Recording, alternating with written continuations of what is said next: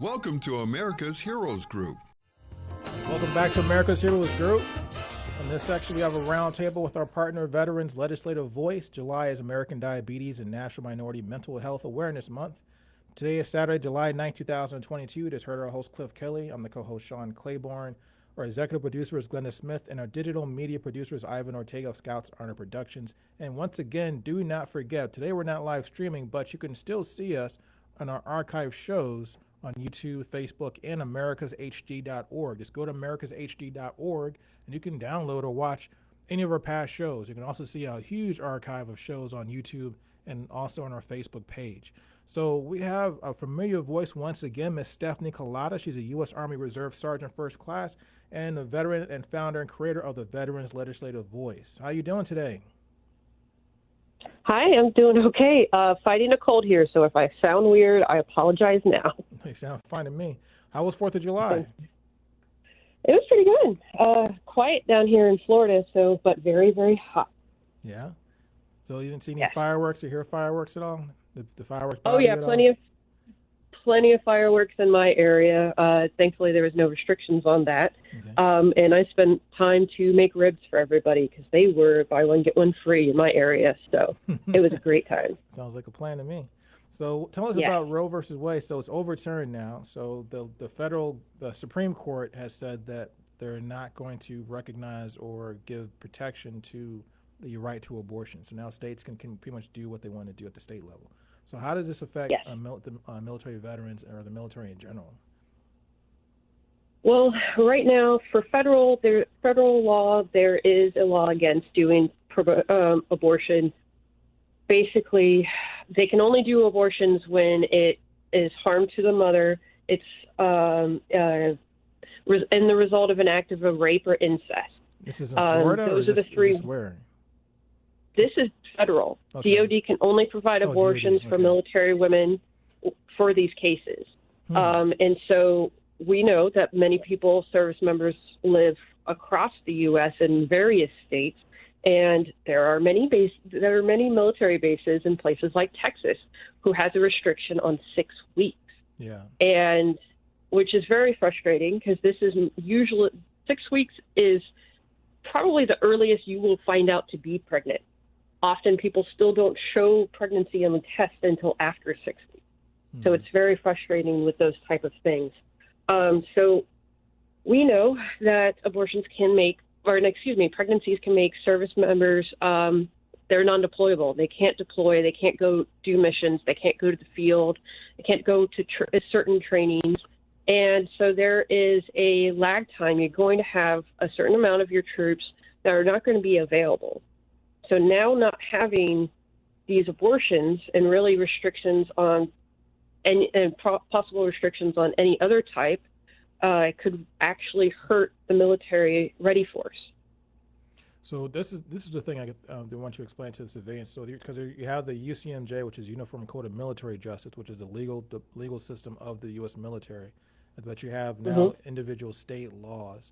So what supersedes what in that particular case? So you mentioned the DOD's determination, but what happens at the state level? So does a person follow the strictest of the two, or how does that work?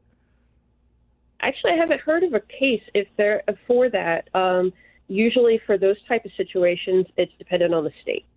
DOD will only cover abortions for those three categories, not if, you had a oops and you have to go get a plan B or things like that. That won't be available to you at the military installation. Now, is it realistic to be able to use contraceptives, or I guess you can't call them, they're not contraceptives, but abortion type pills and things like that through the internet or through the mail? Yes, to my knowledge, you can still use that. So if anybody's had heard, President Biden have put in an executive order to put down protections in place for things like that, for the abortion pill, for contraceptions, for protection on your health information, for privacy restrictions and violations, those type of things, which to me really hits home, because for the civilians out there that don't know, your leaders know everything about your medical. They can find anything out because they need to know whether you can deploy or not, or do the mission that you need to do. Mm-hmm. And so many times you feel your privacy violated because they find out these things and they know these things. And so, personal side, I deployed with a unit from Boston, predominantly Catholic, and I had gone through an abortion prior to deploying, and they found out. And that was a really rough deployment. And it really does shake up a lot of things, and it can really hurt our service members more than help. That's one of the things that has to be really tough about being a woman. Is that for me, it never really did matter to me what people saw on my medical record and stuff like that. But as a soldier, you get your I remember going to, we had every year you had to go through that. It's like a mini MEPS or whatever, where you have to go through like deployment readiness. So they have to go make sure your files are up to date and all that stuff like that. PHA, periodic health assessment. Yeah, and then you got to get your medical file and half the stuff in there is not even probably accurate. it's like it's this crap that's in a file. And so, but then, I mean, to me, it never was an issue. But if you're especially serving overseas and you have something that happens, that is just something that your unit can see. And I would imagine a lot of the officers probably go through, particularly in elite units, I would imagine, going through to make sure that maybe they want to know how healthy are my troops. Did anybody get an injury? Did anybody break a leg, or anybody get a DUI maybe or something like that over the weekend? I mean, those types of things. Yes. And it's so common for service members to not go to mental health because their leaders may find out. Just imagine if it was they don't want their leaders to find out if they had an abortion or not. That's 10 times worse, and it's scary and things like that. And one of the issues is because many leaders and many people jump to conclusions that are often negative of the person that makes the decision for that. And many people need to understand is the reason why Roe v. Wade had pretty much won the right of abortion for all is because of privacy. It's not whether an abortion is right or wrong. It's about privacy on your own medical health and your choices that you should be taking. I get so angry when so many people say the Constitution did not include abortion. Well, duh, it was for white men, old men that only had property. At the time, up until 1840, only property owners, white old men, property owners, could actually vote. So, because that was a state right. And then they finally cleared that up and removed the property ownership restrictions. So why do we have to do the same thing with the abortion? It's so frustrating. Yeah. But then you have the people that and even like me, for example, I mean, I'm not necessarily one camp or the other camp, but because I don't know the answer to this question. I ask this question all the time. Whenever we have this conversation is, when is a life a life? So the question a lot of people have is, so when does a person become a person and a woman of a woman? So if a woman becomes pregnant, is that a baby at week 14? Is it at week 20? Is it 3 months, 6 months? When is that distinction made? Do we allow abortions up to the day before you get ready to give birth, or do we cut it off at 7 weeks? And that's not really clear, I think, in the decisions that came out of the Supreme Court. This kind of kicked it back to the states to let the states kind of figure out their own ideas, which I don't know if it really solves a lot per se. But no, it really didn't. And so Florida, they had, I think it was 20. Originally, they had 20 weeks or 21 weeks restriction on abortion, and Governor DeSantis had put our legislature up to push it to 15. And they were going to do 15 weeks, but they were going to put in exceptions for rape, incest, and medical. Well, the only thing that made it to the 15-week law was actually just the medical, not for rape and incest. And because of that, they actually, one of the circuit judges had put a hold on that law here in Florida because of it. And there has been a few organizations that have sued the state for that. And one of them is actually the Jewish synagogues around here in Florida had actually appealed or actually sued the state for violating what they believe in their own due process and their own privacy, because for their culture and their religion, life starts at birth. and they've always held to that. So it's a really stark contrast to those that are fighting for pro-birth, especially since Governor Santos had signed the law in a church that had been pro-birth, and it was so very frustrating because there's zero separation of church and state here. So what do you see happening in the future? What do you see do you see what kind of cases and how soon do you predict that there will be a case to challenge what's happening right now, where someone might once again bring up the issue of privacy or bring up a different issue or different nuanced way of looking at the abortion issue? Well,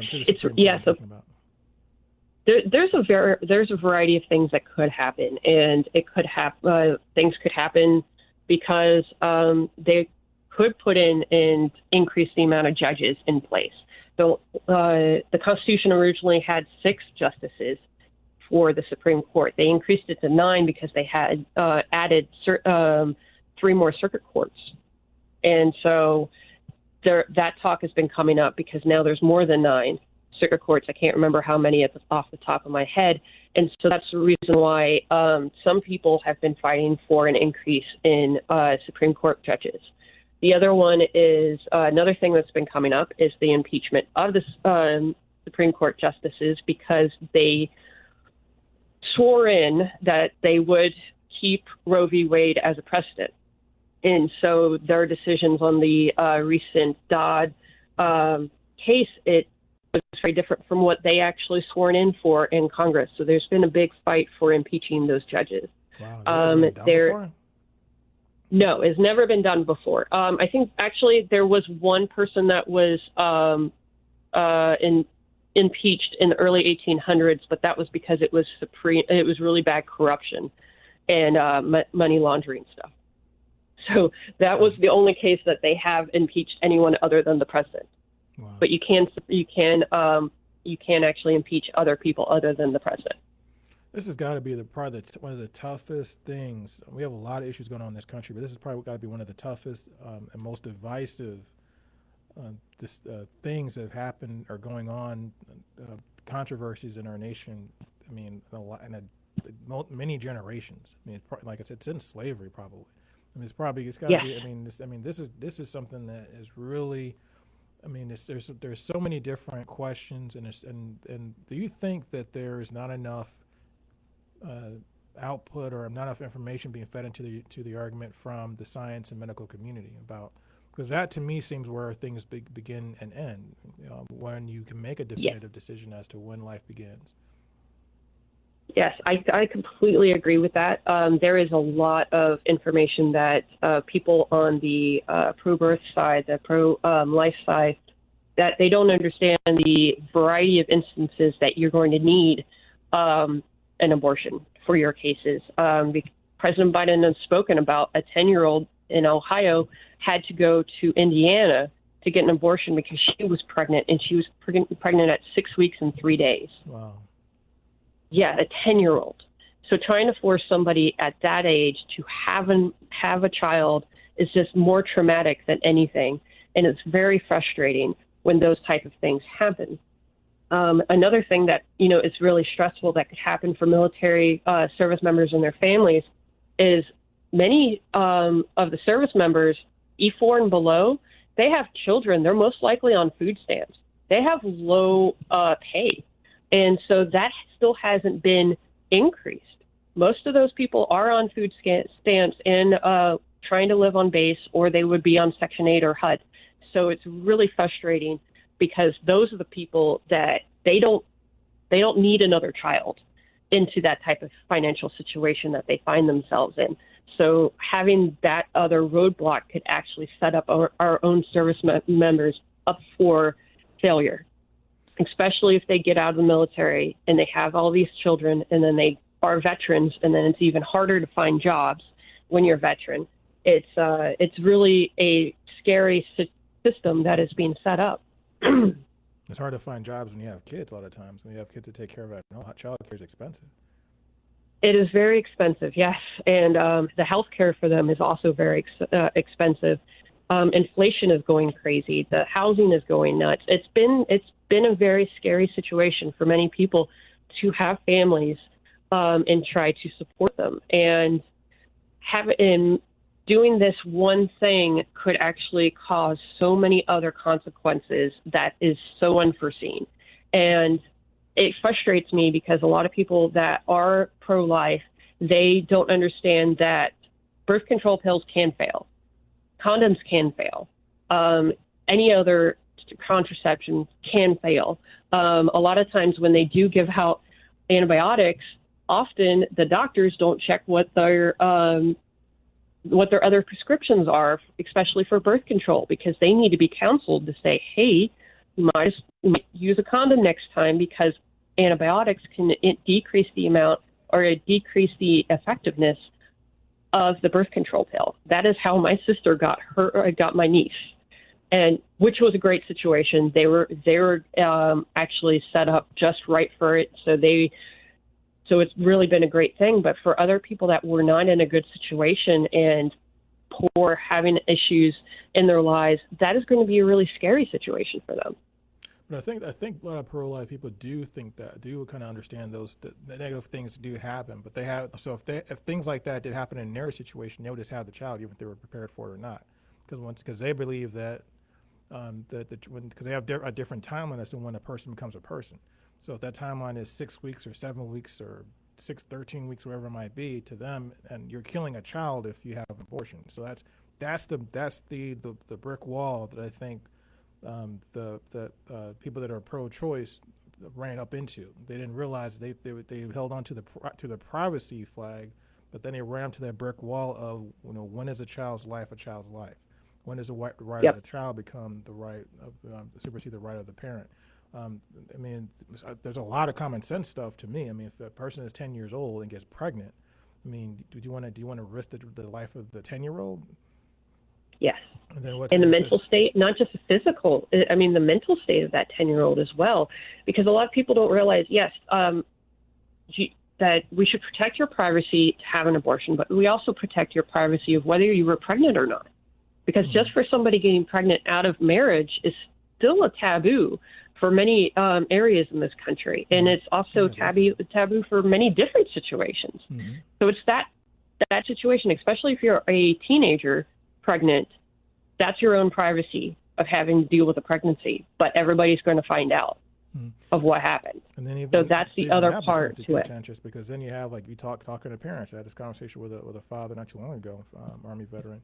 He was telling me that, he would be concerned if his daughter, got pregnant, but he'd be more concerned if he didn't know about it. If his daughter was going out and having, if she can't get her teeth pulled, why would he want her to go get an abortion without him knowing about it? That I can agree with. To me, it's for other people outside of the family nucleus. That's what I was talking about. Sorry about that. No problem. But privacy is definitely important and definitely an issue. But then once again, it's just like it's one of those biological things and it's the part of human nature where our society has gotten to a point where we're running into our technology in some ways. Because, if this was 200, 300 years ago, it'd be a whole different story. Abortions weren't like simple things you just go and get done real quick and 1, 2, 3 and it's done and over with. That was something really difficult and hard to do. Actually, so abortions weren't widely illegal until the 1880s. Mm-hmm. And I've been doing some research on this today for writing for something else. And actually, so the founding fathers, did not have abortion or any of those type of rights for women on the top of their minds when they're trying to create this country. Of course, it's not going to be on the Constitution. Mm-hmm. But the thing is that some of them actually did. Benjamin Franklin had written a recipe for medication to actually induce a woman for an abortion in 1741, I believe. Wow. Yes, published it, and there was zero scandal about it. Because he was just becoming a big name at that time, and so a lot of people took it to heart because he's written a lot of books by then. And there was no big thing about it. I think it was 1850. I think is when it actually became like an issue. Like was something that there was actually any kind of legislation that was actually pushed, written about it. I think it was 1850, it might have been 1880. 1847, there was a medical association built, and they had started a campaign on criminalizing abortion. Okay. And the frustrating part is that association did not have anybody that was specialized in birth and pregnancies, like midwives and nurses like that have the experience of giving birth or going through the different stages of pregnancy. So that's another frustration I have, is because the misunderstanding of the science that goes there. Right, exactly. And That's a big problem. I mean, hopefully, I'm hoping the technology, if there is a silver lining out of this, maybe we can use our technology to make contraceptives more effective and make a control, so women have more control of their bodies, so they don't get pregnant in the first place. Maybe we can shift the conversation in that direction. Yeah, well, they have tried to do contraceptives for men, but then they abandoned the study because they started having side effects. Well, come to find out, they had the same side effects that the women had at the same amount, but they continued on with the women's studies and not the men. And that's what I call medical gaslighting for women, because that does happen a lot too. It's going to be really hard to get a man to take contraceptives. The message, if as simple as it would be for a man to take a pill, I mean, I'm just being honest. Men could be irresponsible. And so, I mean, we have two brains sometimes. So, I mean, the thing of it is that it's going to be really hard. A woman is the one carrying the burden. So they're the ones that are going to be more concerned about it. And it's a huge responsibility. And there's a reason why women are also more likely to have anxiety and depression and things like that, because of that pressure that they get. And it's so scary. Most people don't know that the Plan B pill actually can not be effective at times, and you could still have a child after that. So oftentimes when people do take the Plan B pill, they think they're good.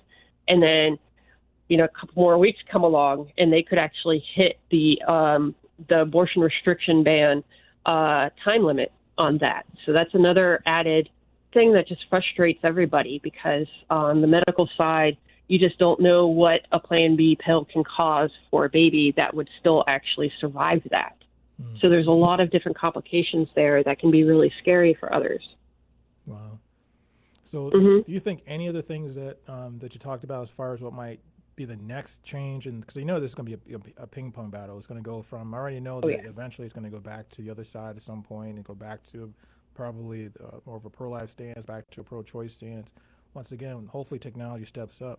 How soon do you expect, or how likely that some of the things you talked about, either the impeachment or another case coming up down the pipeline, that will change the flow of the argument? Well, I'll tell you what I'm hoping for, and that I haven't mentioned, and it's the codification of abortion in the federal law. So what I'm talking about with codifying and fancy words like that is basically putting it in the United States Code that abortion is legal with these exceptions. And then the states cannot, take away from that law. They can add to, but they can't take away. So there's a lot of different things that I really hope for it to come. And that would really only happen if the power between in Congress and the House and the Senate flips to blue on both sides. To me, that's the only way it's going to happen. The scarier part is that if there's not enough senators, Democratic senators that have been voted in, they might have issues with a filibuster. So if you need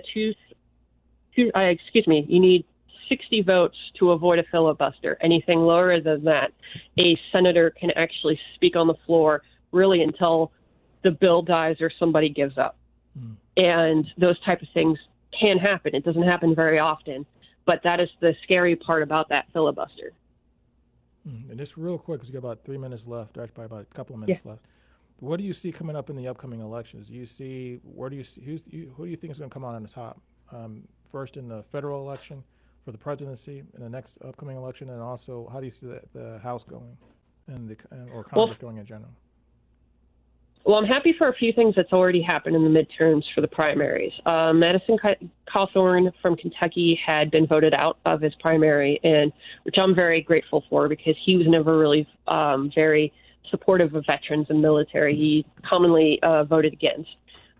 There has been a big blue wave that's been happening with the Roe v. Wade, pretty much debacle that's been happening ever since the leak of the documents. So I'm foreseeing for it to go at least probably tie to tie for a lot of states. Right now, there's a lot of Democrats that are fighting or that are getting close to the Republicans on their incumbent seat. So I'm seeing a battle. There's going to be a big midterm battle, and I'm encouraging everybody to go out there and vote. Vote for the elected official that you know is going to support what you need in your life. Bottom line, Steph, bottom line, as always, you are always on point. You are Thank you. Fantastic partner. Thank you so much for what you bring to the table. Excellence. Always. Always, absolutely.